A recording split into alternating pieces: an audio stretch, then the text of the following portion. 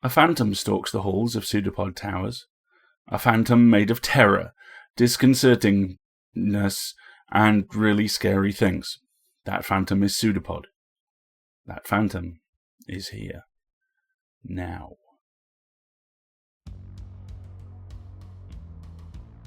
PseudoPod, episode 972 for April 18th, 2025. Some Say Art Deals with the Unexpected by James Dorr. Narrated by John Michener. Hosted by Kat Day. Audio by Chelsea Davis. Hey everyone, hope you're all doing okay. I'm Kat, Deputy Editor at PseudoPod, your host for this week, and I'm excited to tell you that for this week we have Some Say Art Deals with the Unexpected by James Dorr. This story originally appeared in Splatterlands in 2013 under the title The Artist. James Dorr's Avoid Seeing a Mouse and Other Tales of the Real and Surreal was a January 24 release from Alien Buddha Press. A short fiction writer and poet specialising in dark fantasy and horror, with some forays into science fiction and mystery, Dorr currently harbours a goth cat named Triana and counts among his major influences Ray Bradbury, Edgar Allan Poe, Allen Ginsberg and Bertolt Brecht. For more information, Dorr invites readers to visit his blog at jamesdorrwriter.wordpress.com. John Michener is a Pittsburgh-based actor, director and teaching artist. He is also an illustrator and screen printer at Revival Print Co.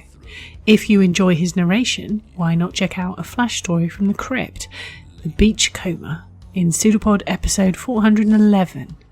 We'll put a link in the show notes. And now, we have a story for you. And we promise you, it's true.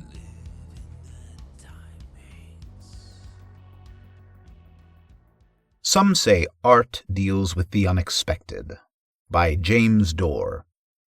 Narrated by John Michener. Art. The quality or expression or performance of that which is pleasing to the senses, that which is raised to more than ordinary importance. Artist. One who produces art. Is art permanent? I seem to remember they said that in school, but what about music? I mean, I know there are records and tapes now, but what about before those things were invented? Would an original performance conducted by Beethoven be any less art because it hadn't been taped? Or an opera by Verdi be called commonplace simply because it hadn't been filmed? Some say art deals with the unexpected. A couple of senators, in Washington, say it's obscene. I say it's beauty. Just that. Beauty. It takes in the rest.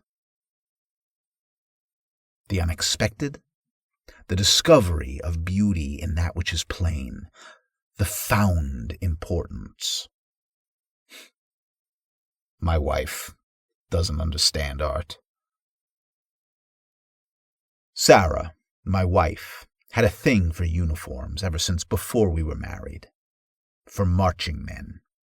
"Vince," she would say, "why don't we go out and watch the parade tomorrow? See the KFC with their flags and swords." "Columbus Day, sure." "You know I work holidays," I'd reply. "I got a banquet tomorrow night." "But I'll tell you what, Sarah, why don't you go? You can tell me about it." "Sure, Vince," she'd say. Sometimes she'd call me Vinny. "But don't forget, Sarah, to get back in time. We gotta get dressed, right?" "Sure, Vince," she'd say. Then she'd go back to watching TV or whatever else it was she was doing. She'd watch for an hour, maybe 2 hours, then turn and look at me. "Vince," she'd say, "why don't you join the Knights of Columbus? Really get dressed up, with the blue and the gold." "Sarah, Sarah, Sarah," I'd say. I'd take her into my arms and I'd kiss her. "Sarah," I'd say, "you know I don't have time to march in parades. I've got to create." She'd nod and kiss me back. She'd mutter, "Yeah, I know, Vince. You're a good butcher. You're good to me, too." She'd go back to watching her show on TV, and I'd think, a good butcher? I'd wonder, that's all she thinks of me? Of what I do? Like Michelangelo was a craftsman, or Frank Lloyd Wright maybe had a job in the construction business. But then I'd look at her, and I'd see she'd been crying a little. So I'd go to her and kiss her again. "Maybe someday," I'd say, and I'd hug her. "Maybe someday when I have my own apprentice. I understand at the KFC Lodge you can get drinks cheap." "Yeah, Vinny," she'd say, "I understand that too." She'd laugh and be happy, and I'd remember all over again why I loved her so much, even if she didn't understand art. Does art understand art? Well, that is, can an object embody a virtue and know of its qualities at the same time?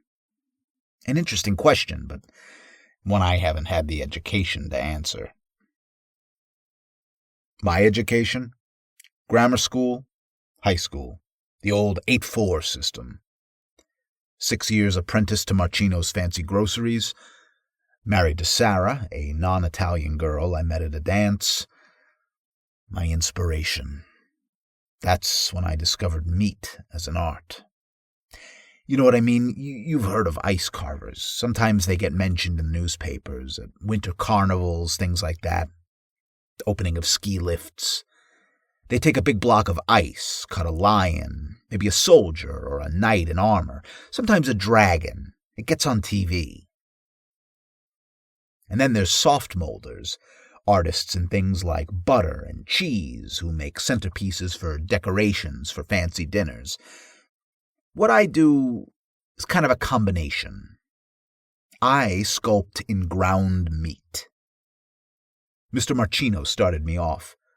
"Vinny," he said, "we got a policeman's banquet we got to cater tomorrow, and now the chief calls me.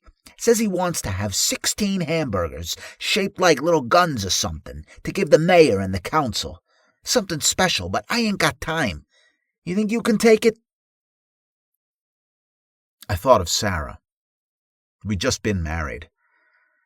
I thought of how proud she would be if I could, especially since we'd get tickets to go to the banquet ourselves so I could attend to the final details. "Sure," I answered. I worked all that night. I called Sarah at home. That night I discovered the method that's since become sort of my trademark, a combination of molding and sculpting. I ground the steak 5 times to make it fine, then formed it by hand in the shape of the pistols. Then I flash froze it, leaving it malleable in the center but hard on the surface. Then, with an ice pick, now I use chisels just like a stone sculptor, I carved the details, grooves on the cylinders, little cross-hatchings on each butt.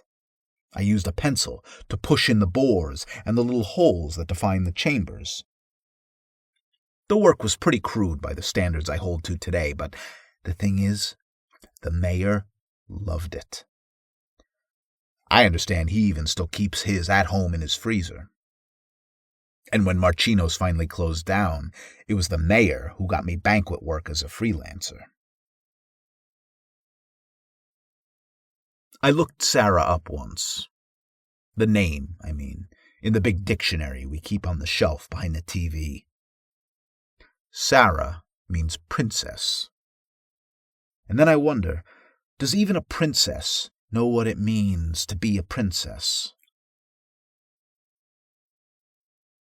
Those days were hard on both me and Sarah. The fancy grocery and meat-to-order trade had been killed by the supermarkets. I bought a used freezer, a big lean-in model, and set it in the back pantry at home, and I got a deal on Marcino's own grinder. It helped us get by.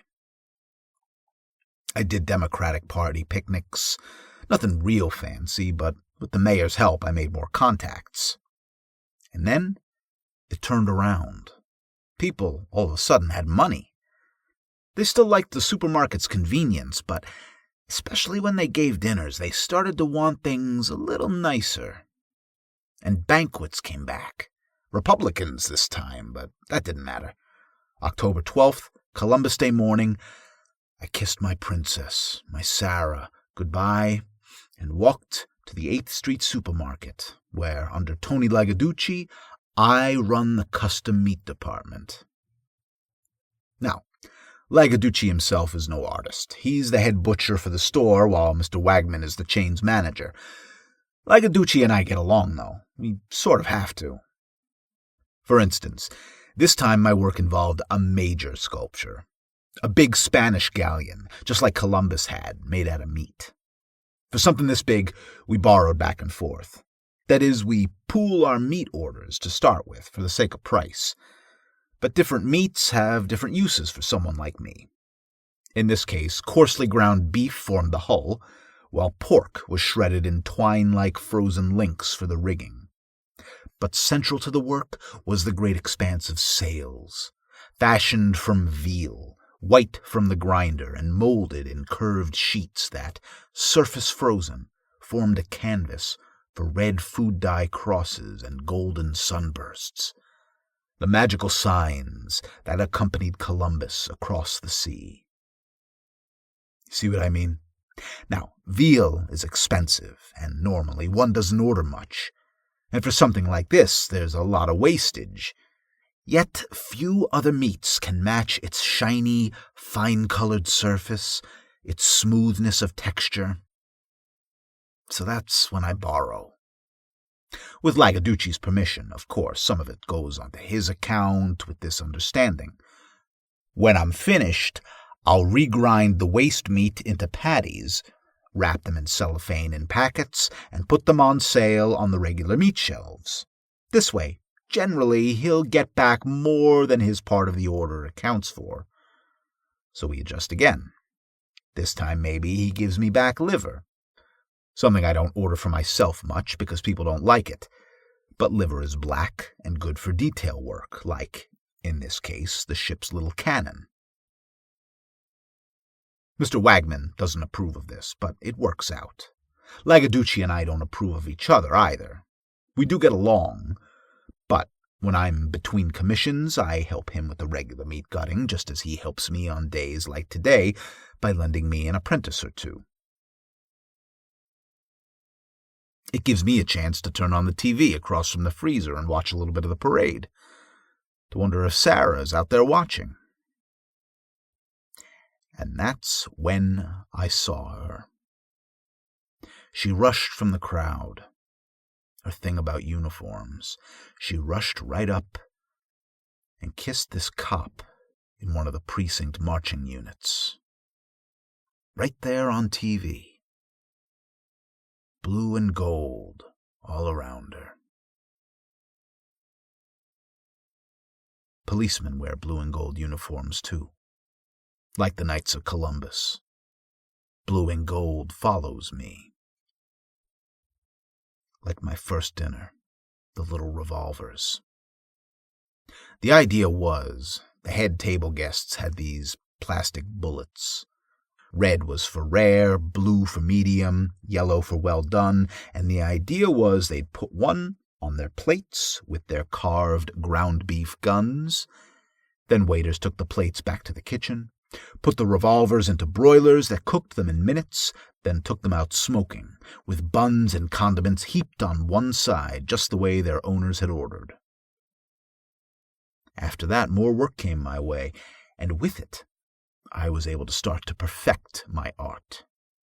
For instance, the annual Christmas boar's head, something I now do for free as a charity for St. Boniface Seminary, became the first sculpture in which I combined different kinds of meat.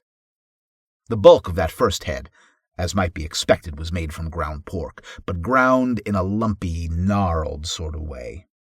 The eyes were just black-dyed, but deeply set, so it didn't matter. But for the apple, the bright red apple to go in the boar's mouth, no matter how many times I ground it, pork just wouldn't do. And that's when I first discovered veal.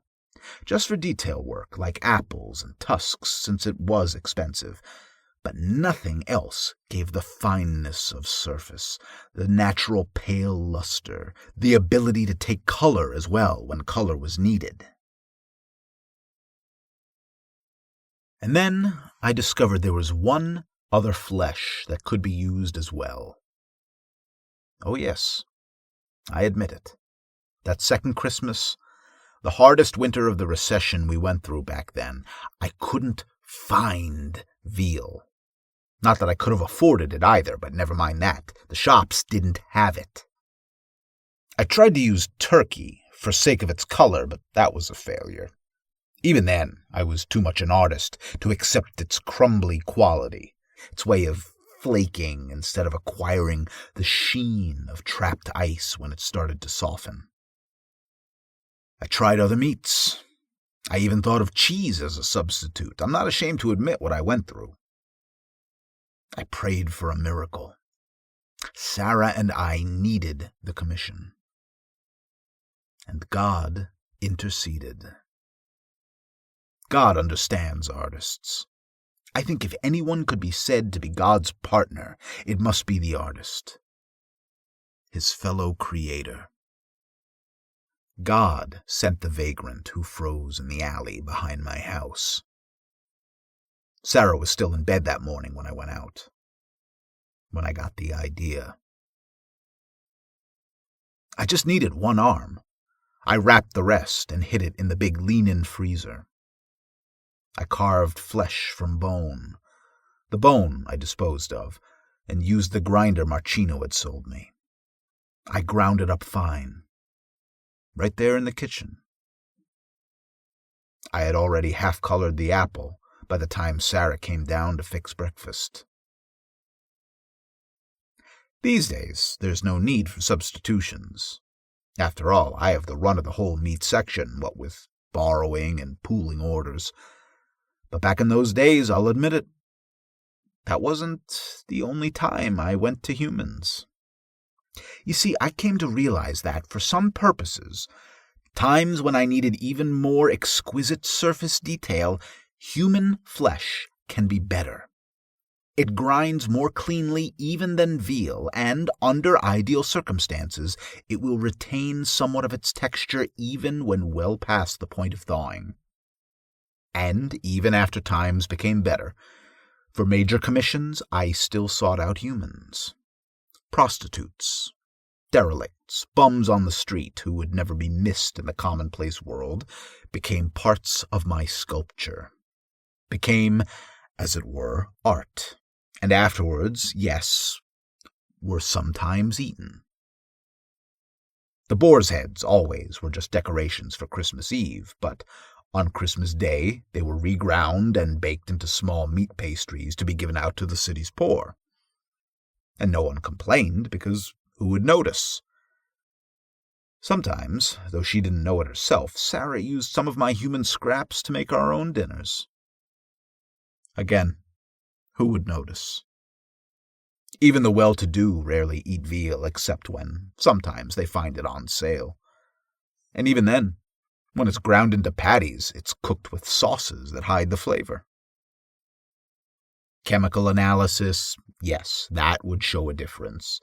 If the police should come to suspect me, should come to shall I say, my victims, I dare say they'd find me out quickly enough. But I, and Sarah, and the police got along well together.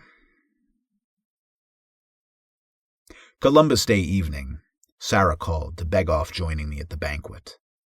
I watched the parade. It was really good, Vinny.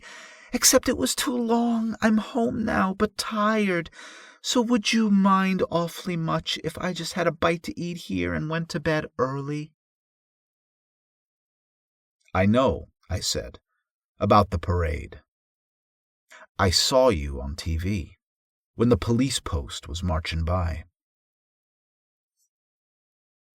There was a short silence, then a chuckle. Oh, Vinny, she said. Well, then maybe you saw me with Officer Collins. I don't know what came over me then, except that maybe he's such a nice man. You know him too, Vinny, at some of the functions. He moonlights as a security guard. Yes, then I placed him. Patrolman Second Class Peter Collins. He often worked banquets where my art was featured, and, like Sarah said, he always went out of his way to be pleasant. I let Sarah go, then wondered, if I saw him that night, if I should mention he'd been on TV. But I didn't see him. After Columbus Day, the banquet circuit starts in earnest. Thanksgiving turkeys are ground and remolded, left hollow inside to be stuffed with individually wrapped sausages and cheeses. At Christmas, as always, there's the traditional boar's head dinner. The work becomes so much that Sarah and I find ourselves growing distant. And then, this year, in February, I was offered the Cattleman's Banquet. This was to be a Western-styled dinner with, as its focus, a life-sized sculpture of a Black Angus bull done entirely in ground steak. This, you might think, was a simple commission, just one kind of meat, except that the restaurant owners who sponsored it wanted a different kind of detail than the sort I was used to. For this work of art, different grades of beef were to correspond with the parts they originally came from. Does that make sense? For instance, rump was to be used for the bull's rear, sirloin, then short loin, then rib for its sides, brisket and chuck for its forward portions, even ground tongue. In a way, it was funny, an artistic joke. And I loved the humor. I spent long nights with Lagaducci, making out order forms together. Flank and plate, foreshank and chest floor, meats that few people normally call for, but, to be realistic, one must use genuine dewlap to grind for the dewlap, real pull for the forehead to cover real brain. Some nights I didn't even come home. But the banquet was worth it, at least from the point of view of the artist. The Black Angus, shrouded with a cloth, just like a real sculpture carved in marble, stood in the room's center in a meadow of salad. Surrounding it were the tables for diners, and beyond them, along the room's long sides, were braziers for cooking, sideboards for condiments, tables of bread and rolls of all kinds. The guests dressed as cowboys, sheriffs, and gamblers, the women as cowgirls. Sarah was dressed as a dance hall queen, while I came as a trail cook. And then the unveiling. I did the honors. As I'd been instructed, I pulled the cord that released the shroud, then backed out of the way as if the gun for a race had sounded, the diners converged. They cut and tore flesh, the women as often as not with more savagery than their consorts. Then, hands dripping meat juice, they ran to the braziers. Patties slapped onto the metal of grills, were stabbed with spatulas, flipped, slapped again. Steaming meat was lifted on bread slabs, slathered with relish, often still half raw. And so it was eaten. In 20 minutes, the statue was no more. A memory in blood-pink fragments of ice crystals. I needed air. I walked the corridor outside the banquet hall, strolling between steel-lined shelves to the pantry. I turned the corner, and there I saw Sarah.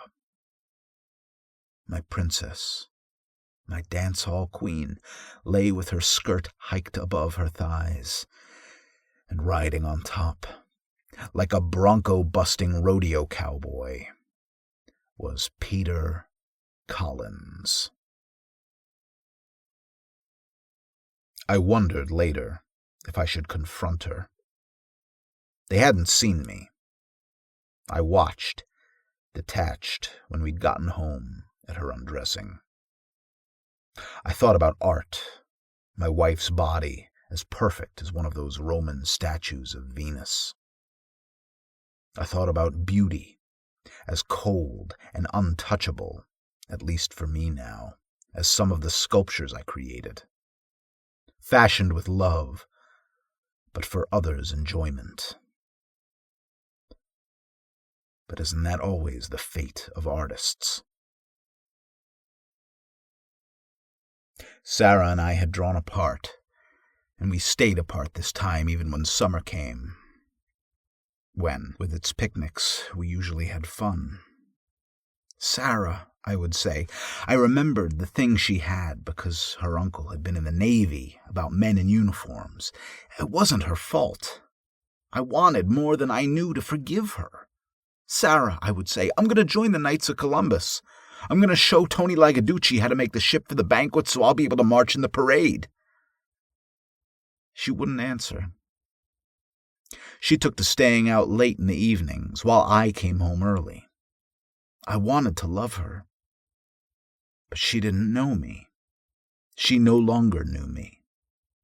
She didn't understand any more than an artwork I might create understood art.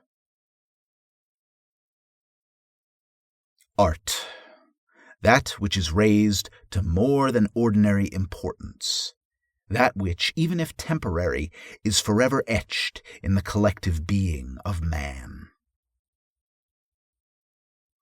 Boars' heads reduced to meat pies for the poor still remain in memory, both for the banqueteers on Christmas Eve who see its beauty and those who devour it the following morning. Even the bull at the cattleman's banquet, in its 20 minutes, would not be forgotten. Thus, art is permanent and unexpected. A bull torn to pieces, and Sarah is beauty. The idea came to me in September with, as is often the case, a commission. The city had recently reinstated its annual police awards banquet, the one that, so long ago, I'd made guns for. And, I was told, because he had saved a girl from drowning, this year's guest of honor was to be Patrolman Second Class Peter Collins. I started my drawings. This was to be more than little revolvers. Rather, a statue, like the Black Angus, to be unveiled with a shroud and all. My work's culmination. The theme of the statue? The rescued princess. Sarah and I still lived together, however coldly. I never had told her I'd seen her that night, and if she stayed out late more and more evenings, I just smiled and nodded.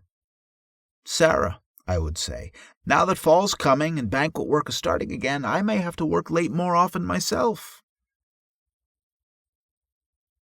Sometimes she'd answer, That's okay, Vinny. She almost always said Vinny these days. And then I asked her, Could you model for me? It's for a commission. I want to be special. It's for the policeman. She smiled when I said that, about policemen. I guess so, Vinny, if it won't take too long. I had her undress, and I drew her beauty into my sketches. I had her pose only for a brief period in the back pantry, but as the days went by, I had her pose more and more often. This, I told her, will be my masterpiece. A statue of you. It's for the centerpiece of the banquet where they're going to give a medal to that policeman, Officer Collins. I watched her eyes light up when I said Collins. That's it, I told her. That's the expression. I wanted her happy. And in the meantime, in the supermarket freezer, I started to build an armature out of plain water ice. Water ice? Yes, it was unusual, but this sculpture would be dynamic. I molded it after a human skeleton, hollow inside, to hold the meat that would form the body. I ordered veal, the finest I could get.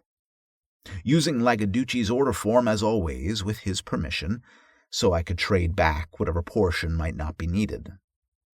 This would form the surface, the skin. And then, just days before the banquet, I got a letter from an uncle in Kansas City. It said he was ill. He was always ill. But this time I wrote back and said I would visit. "Sarah," I said after supper that night, "I'm going to have to go out of town."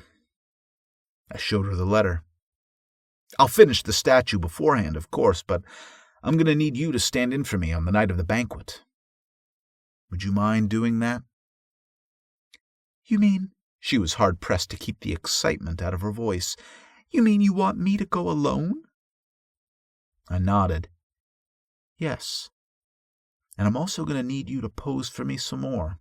Not just tonight, but tomorrow and the next night as well." "Oh, Vinny," she said, "that means I'll have to stay home every night between now and the banquet." "Still," she gave an elaborate shrug, "if it's for your art, Vinny." "Then you'll do it." This time she nodded. "Let me freshen up a little before tonight's posing, though, okay?" I kissed her cheek, then went to the pantry to get my things ready.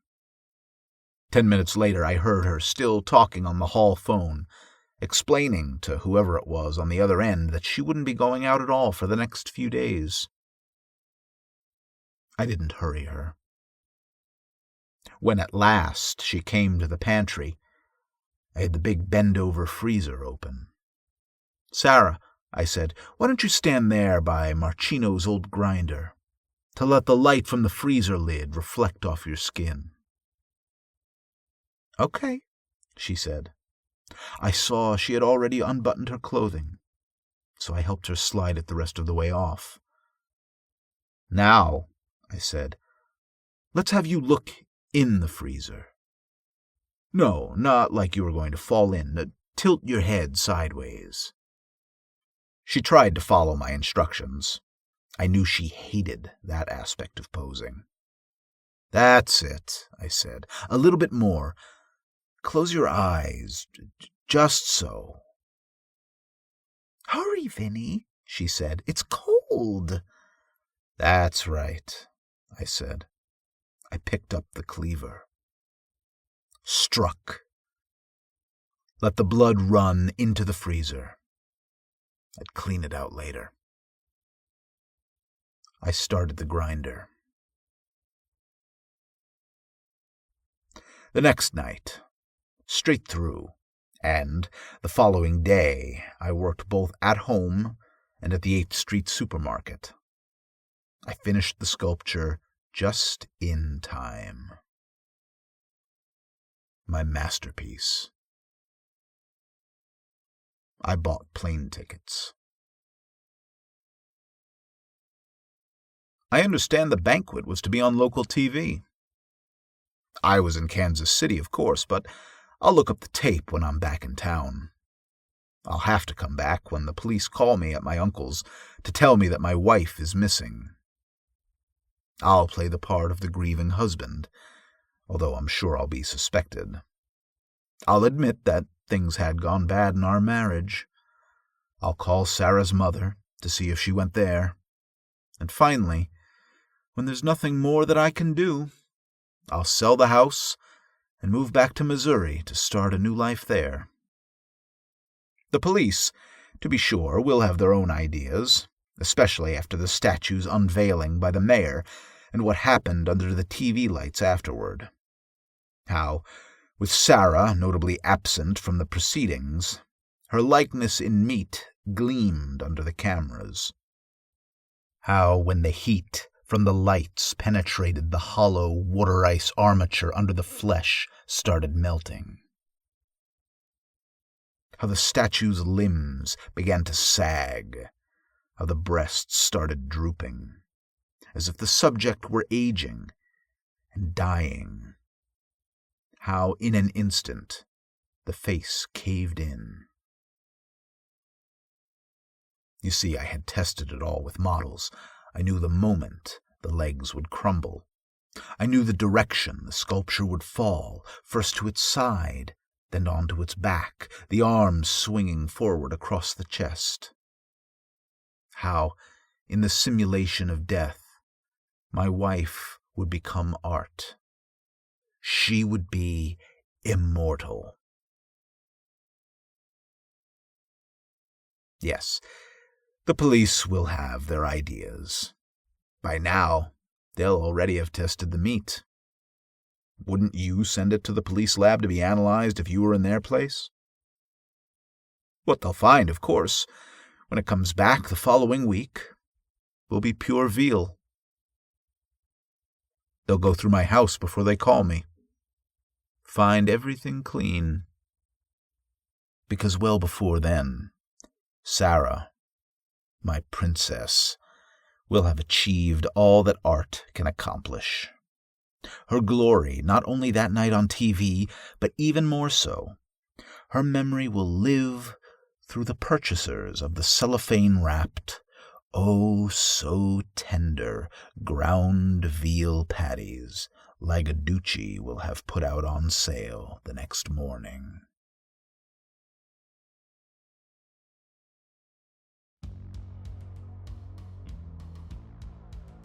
Well done. You've survived another story. What did you think of Some Say Art Deals with the Unexpected by James Dorr? If you're a Patreon subscriber, we encourage you to pop over to our Discord channel and tell us. I was born in the 1970s and thus grew up in the 1980s. It was certainly by today's standards a wild time. My parents did keep me away from 15 and 18 certificate films, 12 and 12A not being a thing until the 1990s and early 2000s, but anything on television before 9 p.m. was considered fair game. And obviously no one paid any attention to books at all, hence my entire generation being traumatised by that scene in James Herbert's The Fog. No, I will not be explaining further. If you know, you know, and if you don't know, you don't want to, trust me. But I digress. I mention all of this because I recall that the television show Roald Dahl's Tales of the Unexpected was shown on television at 8:30 p.m. back then. Although I may be misremembering, possibly I somehow negotiated being allowed to stay up beyond 9. But anyway, that TV show featuring adaptations of Dahl's definitely not in any way child-friendly short stories is firmly etched into my mind. It's tempting to describe some of them, but that would be hard to do without spoilers, so I won't. Suffice to say, if you're not familiar, they definitely have a horror bent. The closest modern equivalent, and I'm sure they cite Dahl as an inspiration, would be the British TV show Inside Number 9. One of the Tales of the Unexpected stories was Lamb to the Slaughter, and I thought of it immediately when I read this story. Again, spoilers, I will say that the ending of this story is pleasingly different, but the parallels are obviously not accidental, hence the title here, Some Say Art Deals with the Unexpected.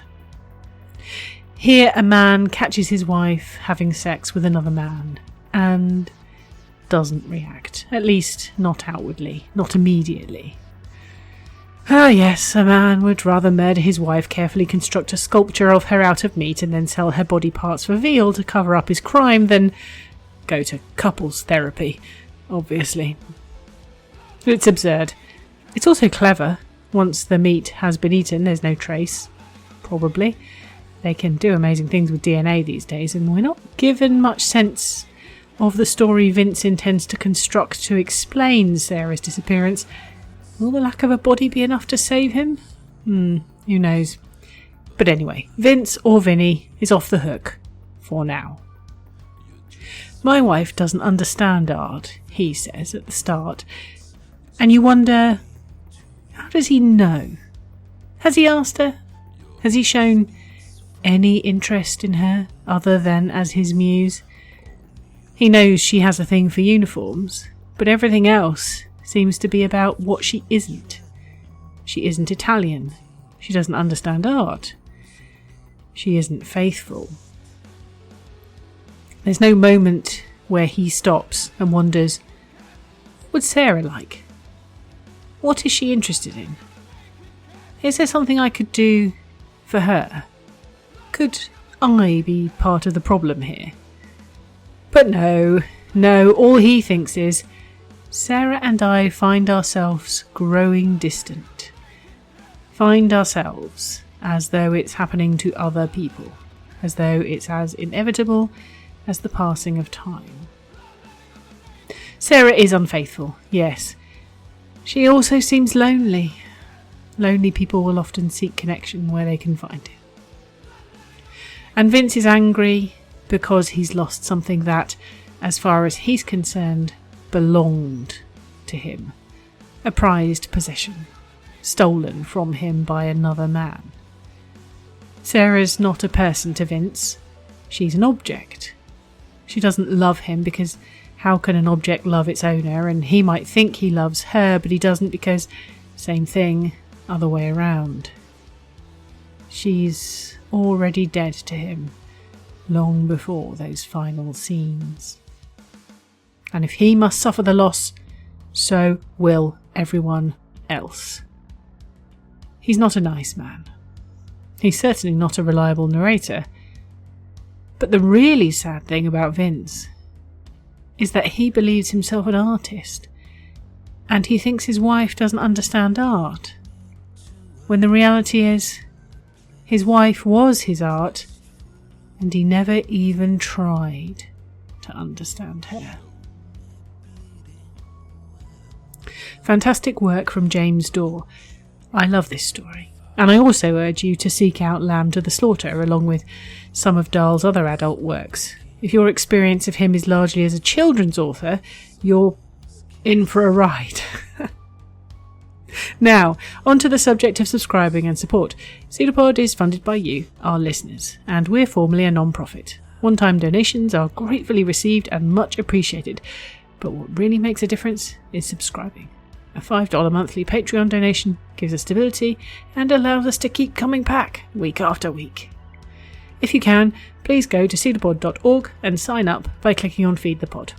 If you have any questions about how to support EA and ways to give, please reach out to us at donations@escapeartists.net. Those of you that already support us, thank you. We literally couldn't do it without you. And just a reminder that if you are signing up as a new Patreon, you should go through a browser, including one actually on your phone. It'll be cheaper than if you go through the Apple Store app in particular. And if you can't afford to support us financially, then please consider leaving reviews for episodes, or talking about them on whichever form of social media you find yourself consuming this week. We have a Blue Sky account. Find us at pseudopod.org. If you like merch, you can also support us by buying goodies from the Escape Artists Void merch store. The link is in various places, including our latest social media posts. PseudoPod is part of the Escape Artists Foundation, a 501c3 non-profit, and this episode is distributed under the Creative Commons Attribution Non-Commercial No Derivatives 4.0 International License.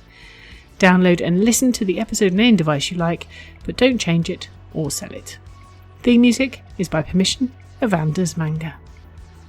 Next week, we have Flash on the Borderlands 73, featuring 4 amazing authors. I love Flash on the Borderlands episodes, so I can't wait. And finally, PseudoPod and Roald Dahl. No. Grown-ups are complicated creatures, full of quirks and secrets. See you soon, folks. Take care, and don't eat the veal.